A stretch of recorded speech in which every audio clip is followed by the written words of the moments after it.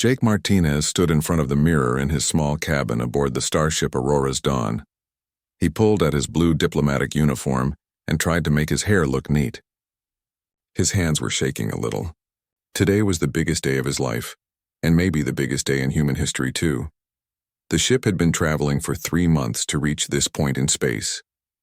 They were here to meet the Zephyrians for the first time. The Zephyrians were an old and powerful alien race that controlled a large part of this galaxy. If humans could make friends with them, it would change everything. Jake had been chosen for this mission because he was good at talking to people. He could make friends easily, and people trusted him. But right now, he did not feel confident at all. He felt scared. A soft knock came at his door. "Jake, are you ready?" It was Lisa Brooks, the commander of their ship. She was a strong woman with short gray hair and kind eyes. Jake had worked with her for 2 years, and she always made him feel better when he was worried. "Almost ready, Commander," Jake called back. He took one more look at himself and opened the door. Lisa smiled at him. "You look good, Jake. Remember, this is just a meeting. We are not asking them to marry us. We just want to talk about trade." Jake laughed despite his nerves. "Thanks, Lisa. I needed that." They walked together down the long hallway of the ship. The Aurora's Dawn was not the biggest ship in the human fleet, but it was fast and comfortable. It had been Jake's home for the past 3 months. "Tell me again about the Zephyrians," Jake said as they walked. "I want to make sure I remember everything." Lisa nodded. "They are made of crystal. They look like moving glass sculptures. They are very beautiful, but also very different from us. They have been around for thousands of years. Their culture is based on art and beauty. And they are sensitive about their appearance," Jake added. "Very sensitive," Lisa said seriously. "Other alien races have tried to make friends with them before. Most of them failed because they said the wrong thing about how the Zephyrians look. The Zephyrians think it is very rude to comment on someone's body or appearance." Jake felt his stomach drop. "What if I say something wrong by accident?" "You won't," Lisa said firmly. "You are a good diplomat, Jake. Just stick to the plan. Talk about trade. Talk about friendship between our species. Do not talk about how they look." They reached the main conference room. Other members of the diplomatic team were already there. Ben Foster, Jake's best friend and fellow diplomat, waved at him. Ben was tall and thin with red hair. He always wore glasses and knew more about alien cultures than anyone else Jake had ever met. "Jake, there you are," Ben said. "I was just going over the protocol one more time." He held up a small device that showed notes and information. "What do I need to remember?" Jake asked. Ben looked serious. "First, when they enter the room, we stand up, but we do not bow. Bowing means something different to them. Second, we wait for them to speak first. Third, we never ever comment on their crystal formations, not even to say they look nice. It is considered a terrible insult." "Why is it an insult?" Jake asked. "If someone said I look nice, I would be happy." "Because their bodies are sacred to them," Ben explained. "For Zephyrians, talking about someone's appearance is like talking about their soul. Only family members or very close friends can do that. When strangers do it, it means you are being disrespectful." Jake nodded slowly. This was more complicated than he had thought. "Okay, so I just talk about business. Trade routes, resources, that kind of thing." "Exactly," Ben said. "Keep it simple and professional." Dr. Amy Clark, the team's scientist, joined their conversation. She was a small woman with long black hair who studied alien biology. "I have been reading about Zephyrian culture all morning," she said. "Did you know they communicate with colors? When their crystal bodies change color, it means they are feeling different emotions." "What colors mean what?" Jake asked. "Blue usually means calm or neutral. Green means interested or curious. Red means angry or upset. But there are hundreds of different shades, and they all mean different things. It is very complex." Jake felt overwhelmed. There was so much to remember. What if he made a mistake? What if he said the wrong thing and ruined everything for humanity? Lisa seemed to notice his worry. "Jake, breathe," she said gently. "You're going to do fine. The Zephyrians agreed to this meeting because they want to talk to us. They are curious about humans. That is a good sign." "She is right," Ben added. "If they did not like us already, they would not be coming here. They have studied our culture too. They know we are different from other alien races." "How are we different?" Jake asked. Dr. Clark smiled. "We are more emotional than most species. We show our feelings openly.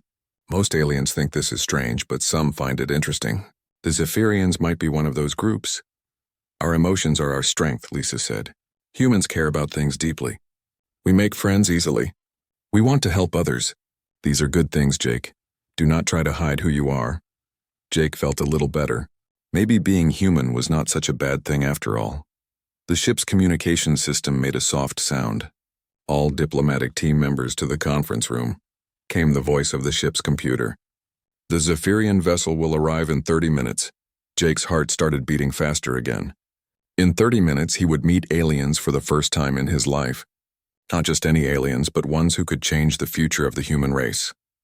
This is it, Lisa said. Everyone remember your training. Be polite, be respectful, and be yourselves. Humans have something special to offer the galaxy. Today we get to show them what that is. Jake straightened his uniform one more time and took a deep breath. He was ready. The conference room on the Aurora's Dawn had been prepared perfectly. The long table was polished until it shined. Fresh flowers from the ship's garden sat in the center. The lights were set to be warm and welcoming. Jake sat with his hands folded, trying to look calm. Inside, his heart was racing. They are here, announced Lieutenant Peters from the bridge. The Zephyrian ship is docking now. Jake looked around the room. Commander Lisa Brooks sat at the head of the table, looking confident and in control. Ben Foster was checking his notes one last time. Dr. Amy Clark was adjusting the recording equipment that would capture this historic meeting. Everyone looked nervous but excited. Remember, Lisa said quietly, let me do most of the talking at first. Jake, you will present the trade proposals when I introduce you. Everyone else, just be friendly and respectful. The door to the conference room opened. A tall figure stepped through and Jake's breath caught in his throat. He had seen pictures of Zephyrians before, but seeing one in person was completely different. Ambassador Velara was unlike anything Jake had ever imagined. She was about 7 feet tall and made entirely of what looked like living crystal. Her body was translucent like colored glass, and it seemed to glow with its own inner light. As she moved, different parts of her body changed from deep blue to soft purple to bright silver. Light seemed to dance through her crystal form as she walked. When she turned her head, rays of light shot across the room like a rainbow. Her face was smooth and beautiful, with eyes that looked like stars shining through clear water. She moved with a grace that made Jake think of flowing water or dancing flames. Behind her came 3 other Zephyrians, each one unique and beautiful in their own way. One was green and gold, another was deep red like a ruby, and the third sparkled with what looked like tiny diamonds throughout his crystal body. Welcome aboard the Aurora's Dawn, Lisa said, standing up. The entire human team stood as well. I am Commander Lisa Brooks. We are honored to meet you. Ambassador Velara stepped forward. When she spoke, her voice was like music with multiple tones at once. I am Ambassador Velara of the Zephyrian Empire. We thank you for traveling so far to meet with us. Her crystal body shifted to a soft blue color as she spoke. Jake remembered that blue meant calm and neutral. So far, so good. Lisa gestured to the chairs. Please sit and be comfortable.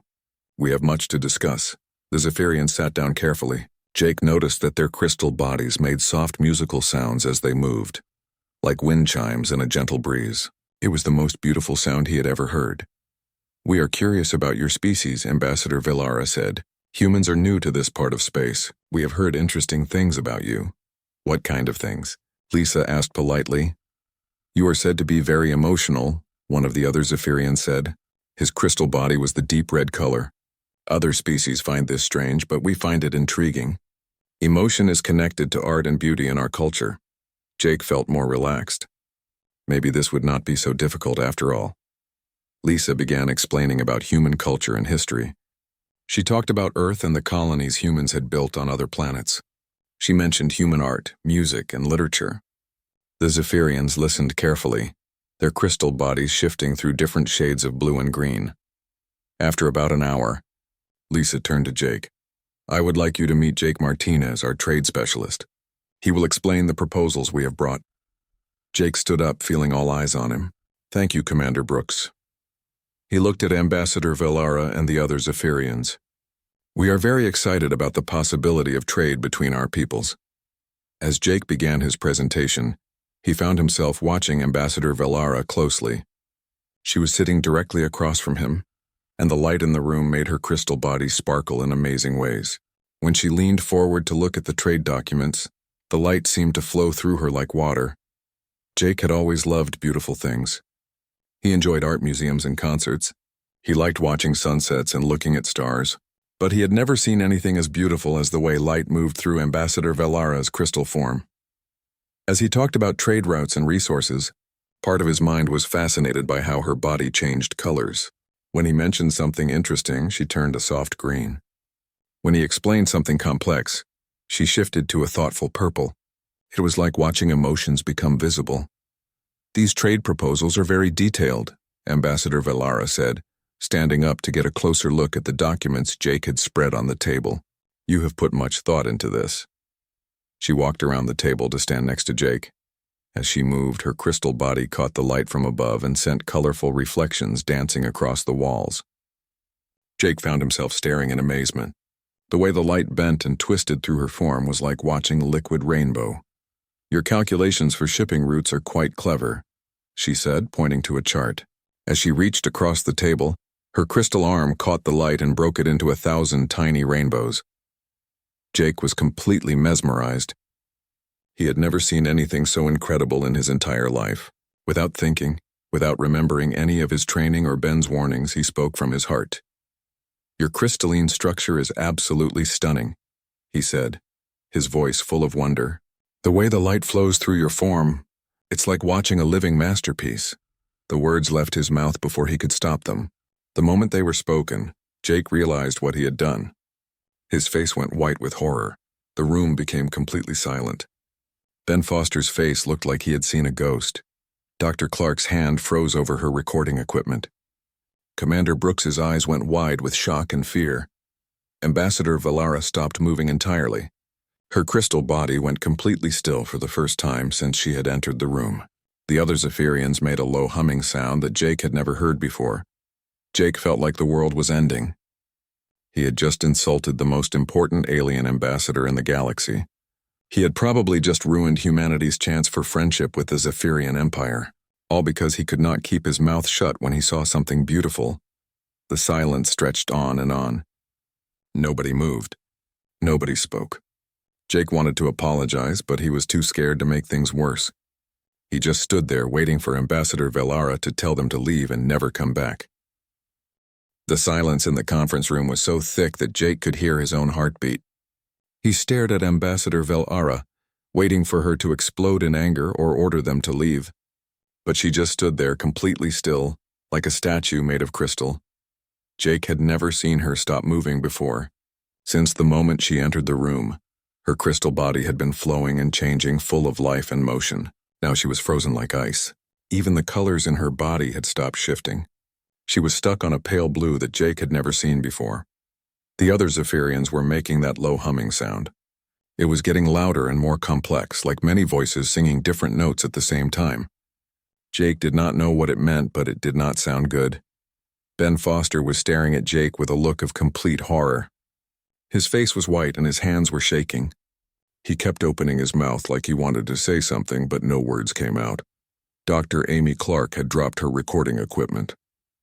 The small device sat on the table, still recording this disaster for history. Her eyes were wide behind her glasses, and she looked like she might cry. Commander Lisa Brooks looked like she was ready to jump up and start apologizing to save the mission. But she stayed in her chair, probably afraid that any movement might make things worse. Jake felt sick to his stomach. He wanted to run away and hide. He wanted to take back his words and start the whole meeting over. He had trained for months for this moment, and he had ruined it in 5 seconds by saying exactly what he was not supposed to say. "I'm sorry," Jake finally whispered. "I didn't mean to." Ambassador Velara raised one crystal hand to stop him. The motion was slow and careful, like she was moving underwater. Her hand caught the light and sent sparkles across the ceiling. But something strange was happening to her crystal body. The pale blue color was starting to change. New colors were appearing that Jake had never seen on any Zephyrian before. Deep red streaks were flowing through her crystal form like rivers of fire. Then came bright gold that glowed like the sun. Silver threads appeared and disappeared like lightning. The other Zephyrians stopped their humming. They were staring at Ambassador Velara with what looked like amazement. Their own crystal bodies were starting to change colors too. The red one was turning bright orange. The green and gold one was sparkling like emeralds. The diamond-covered one was glowing so bright that Jake had to squint. "What's happening?" Ben whispered to Dr. Clark. "I don't know," she whispered back. "I've never seen colors like this in my research." Ambassador Valara's crystal body was now flowing through colors that seemed impossible. Purple so deep it was almost black. Gold so bright it hurt to look at. Silver that moved like liquid metal. The colors were swirling together and separating, creating patterns that looked like abstract art. Jake was confused and scared, but also fascinated. Even in this terrible moment, he could not help but think that what he was seeing was the most beautiful thing he had ever witnessed. The colors in her crystal body were like a sunset and a storm, and a rainbow all happening at the same time. Minutes passed. Nobody spoke. Nobody moved. The only sound was the soft musical chiming that came from the Zephyrians' crystal bodies as the colors flowed through them. Commander Brooks was gripping the edge of the table so hard that her knuckles were white. Jake could see that she was trying to decide whether to say something or just wait. Her military training was probably telling her to take control of the situation, but her diplomatic experience was warning her to be patient. Ben was frantically looking through his notes, trying to find any information about these colors, but Jake could see from his expression that this was completely new. Nothing in all of Ben's research had prepared them for this reaction. Dr. Clark was watching the Zephyrians with the fascination of a scientist seeing something impossible. She was probably trying to memorize every detail so she could study it later, if there was a later, if they were not all about to be thrown out of Zephyrian space forever. The humming sound started again, but it was different now. Instead of the low, threatening tone from before, this sounded almost like singing. The three other Zephyrians were creating harmonies with their voices, and the sound was beautiful and sad and joyful all at the same time. Ambassador Valara's colors were starting to slow down and settle. The wild swirling was becoming more gentle, but she was still showing colors that Jake was sure were not normal for Zephyrians. She was glowing with soft gold and silver, with touches of deep purple and bright blue. Finally, after what felt like hours, but was probably only 10 minutes, Ambassador Valara seemed to come back to life. She turned her head slowly to look at Jake. Her crystal eyes, which had been blank and distant, now seemed to focus on him. Jake felt like she was looking into his soul. He wanted to apologize again, to explain that he had not meant to insult her, that he was just amazed by her beauty.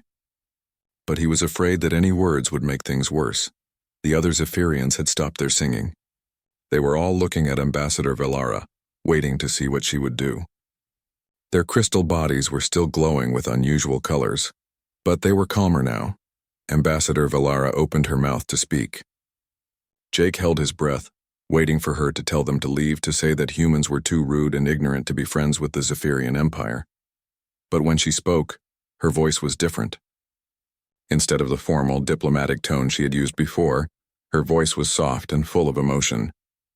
It still had multiple tones like music, but now it sounded like a song that was happy and sad at the same time. "In 1,000 cycles of our history," she began, and then paused. Jake waited for the rest of the sentence, the part where she would explain why humans could never be trusted.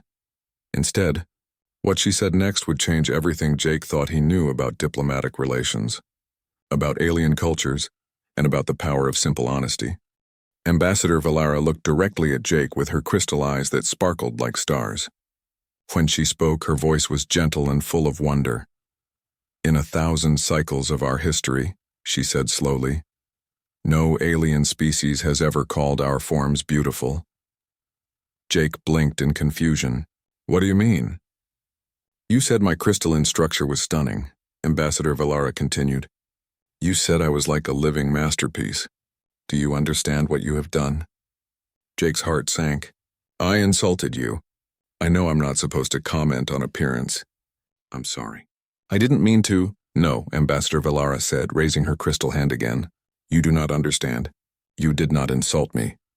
The room was silent except for the soft musical sounds coming from the Zephyrians' crystal bodies. Jake looked around at his teammates. They all looked as confused as he felt. Ben Foster was the first to speak. "But our research said that commenting on Zephyrian appearance was considered rude." Ambassador Valara's crystal body shifted to a warm golden color. "That is correct. It is rude when other species comment on our appearance because they always speak of us with fear or disgust. She walked slowly around the table, her crystal form catching the light and creating beautiful patterns on the walls. The Korvakians see us as frightening crystal monsters. The Deltans think we are cold and lifeless like rocks. The Arxilians believe we are dangerous weapons that could cut them. Dr. Amy Clark leaned forward, fascinated. They're afraid of you? All species that have met us see our crystal forms as something to be feared or avoided, another Zephyrian said. This was the one with the ruby-red crystal body. They think we are not alive because we are not made of flesh. They see our beauty as threatening, added the green and gold Zephyrian. Sharp edges and hard surfaces frighten them. Ambassador Valara stopped in front of Jake. But you, she said, her voice full of amazement, you looked at me and saw art. You saw beauty. You saw something worthy of admiration. Jake was starting to understand. So when I said you were beautiful, I wasn't being rude. You were being honest, Ambassador Valara said. And your honesty has touched something in our hearts that we thought no other species could reach. Commander Lisa Brooks found her voice. We had no idea. Our research suggested that you were sensitive about appearance because you found such comments offensive. We are sensitive because we are tired of being seen as monsters, the diamond-covered Zephyrian explained. For centuries we have met with other species and watched them recoil in fear when they see us. They try to hide their reactions, but we can sense their discomfort. The colors in our bodies change to show our emotions, Ambassador Valara said. When other species meet us, we usually stay blue because blue is neutral and safe. We have learned not to show our true feelings because it makes others more afraid. Jake remembered the incredible colors he had seen flowing through her crystal body during her reaction. Those colors when I spoke to you, what did they mean? Ambassador Valara's body shifted through several gentle shades before settling on a warm silver. Joy, she said simply. Wonder, gratitude. Emotions we rarely feel when meeting other species. The red meant excitement, said the ruby Zephyrian. The gold meant happiness. The purple meant deep spiritual connection. We have never shown such colors during a diplomatic meeting, added the green one. Usually we stay blue or occasionally green to show polite interest. Ben was frantically taking notes. This changes everything we thought we knew about Zephyrian culture. Your culture is based on beauty and art, Dr. Clark said. It must be difficult when other species cannot appreciate those things about you. It is like being a musician surrounded by people who cannot hear, Ambassador Valara said sadly. We create beautiful crystal gardens on our worlds. We compose symphonies with the sounds our bodies make. We dance with light and color, but no one else understands or appreciates what we create. Jake felt a deep sadness for them. I can't imagine how lonely that must be. That is why your words affected us so strongly, Ambassador Valara explained. When you said I was like a living masterpiece, you showed us that humans might be different. You might be able to see us as we truly are. The other Zephyrians began to hum again, but this time it was clearly a happy sound. Their crystal bodies were glowing with warm, gentle colors. In our culture, art and beauty are the most important things, Ambassador Valara continued. We believe that the ability to create and appreciate beauty is what makes life meaningful. When you showed that you could see beauty in my form, you showed that humans might understand our deepest values. Commander Brooks was smiling now. So Jake's comment wasn't a diplomatic disaster? It was a diplomatic miracle, Ambassador Valara said, her crystal body sparkling with silver and gold. For the first time in 1,000 years, we have met a species that sees beauty where others see only strangeness. Jake felt relief flooding through him. I was so scared that I had ruined everything. You nearly did the opposite, the ruby Zephyrian said. You opened a door that we thought would always remain closed. Ambassador Valara returned to her seat, but now her crystal body was constantly shifting through beautiful, gentle colors. We came to this meeting with curiosity about humans, but also with caution. We have been disappointed by other species many times before. But now we have hope, said the Diamond Zephyrian. If humans can appreciate our physical beauty, perhaps they can understand our art, our music, our way of life. Perhaps we can share our cultures in ways we never imagined possible, added the green one. Jake looked around the room. His teammates were all smiling now. The tension and fear were gone, replaced by excitement and possibility. So what happens now? Jake asked. Ambassador Valara's crystal eyes seemed to twinkle with starlight. Now we begin a conversation that should have started centuries ago. 3 hours later, the conference room looked completely different. The formal meeting had turned into something that felt more like a party between old friends. The Zephyrians were glowing with warm, happy colors, and the humans were laughing and asking questions about Zephyrian art and culture. Ambassador Valara had shown them how she could make music by changing the crystal formations in her body. Ben Foster was completely fascinated and kept asking her to do it again. Dr. Amy Clark was taking notes about how Zephyrian emotions connected to their colors. Commander Lisa Brooks was discussing the details of a cultural exchange program, but most importantly, Jake was learning that his mistake had opened up possibilities that nobody had imagined. "We want to invite a human ambassador to our homeworld," Ambassador Valara announced.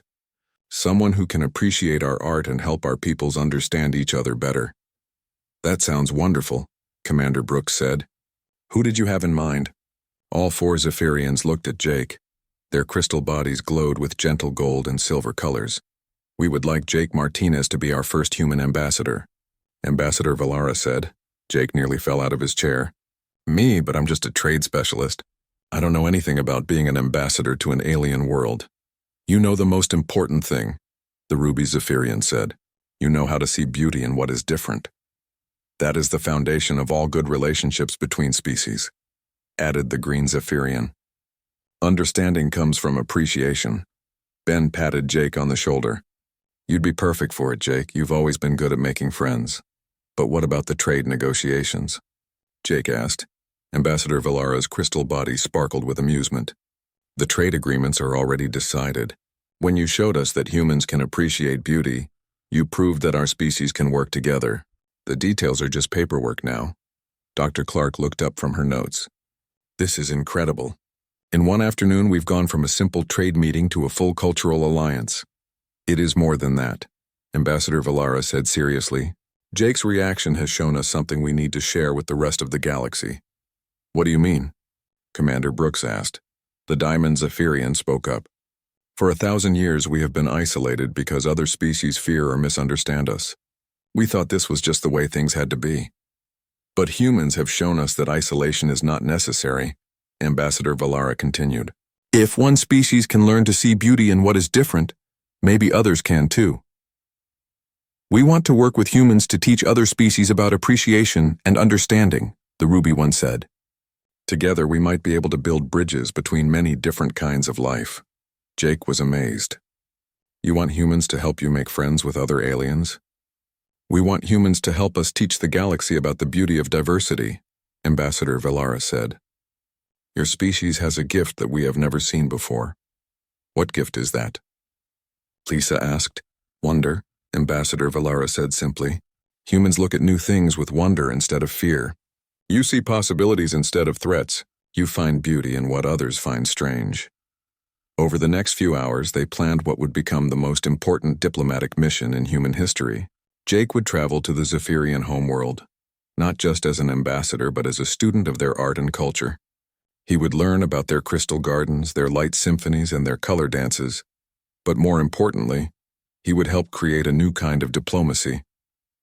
Instead of just talking about trade and politics, human and Zephyrian diplomats would work together to help other species appreciate each other's unique beauty. "We will start with the Korvakians," Ambassador Valara explained. "They are a warrior species that values strength, but they also have a tradition of battle songs that is quite beautiful. And the Deltans create amazing mathematical art," added the Green Zephyrian. "If we can help them see the art in our crystal formations and help us understand the beauty in their equations, we might all become friends." Jake felt excited and nervous about his new role. "What if I say something wrong again?" "Then you will probably make another breakthrough," Ben laughed. "Your honesty is exactly what makes you perfect for this job." Dr. Clark had an idea. "We should create a training program for other human diplomats. Teach them to look for beauty and wonder in alien cultures instead of just focusing on politics and trade." "Excellent idea," Commander Brooks agreed. Jake's approach could change how humans interact with all alien species. As the meeting came to an end, Ambassador Valara stood up to make a final announcement. "Today humanity has given us something precious. You have given us hope that we are not alone in appreciating the beauty of the universe. What have we given you in return? Jake asked. You have given us the chance to share our greatest treasures, she said, her crystal body glowing with rainbow colors. Art, music, beauty, and wonder. These are gifts that become more valuable when they are shared. And you've given us a new way to explore the galaxy, Commander Brooks added, not just as explorers or traders, but as friends who can appreciate the incredible diversity of life. Jake looked around the room at his teammates and his new Zephyrian friends. 6 months ago, he had been just a trade specialist worried about making a good impression. Now he was about to become humanity's first ambassador to an alien world, and possibly the first in a new kind of diplomat that the galaxy had never seen before. When do we start? He asked. Ambassador Velera's crystal eyes sparkled with starlight. We start now, Jake Martinez. We start with wonder and we see where it takes us. As the Aurora's Dawn prepared to escort the Zephyrian ship back to their homeworld, Jake realized that his accidental compliment had done more than save a diplomatic mission. It had shown that humanity's greatest strength in the galaxy might not be their technology or their courage, but their simple ability to find beauty and wonder in the infinite diversity of life. And that was a gift worth sharing with the stars.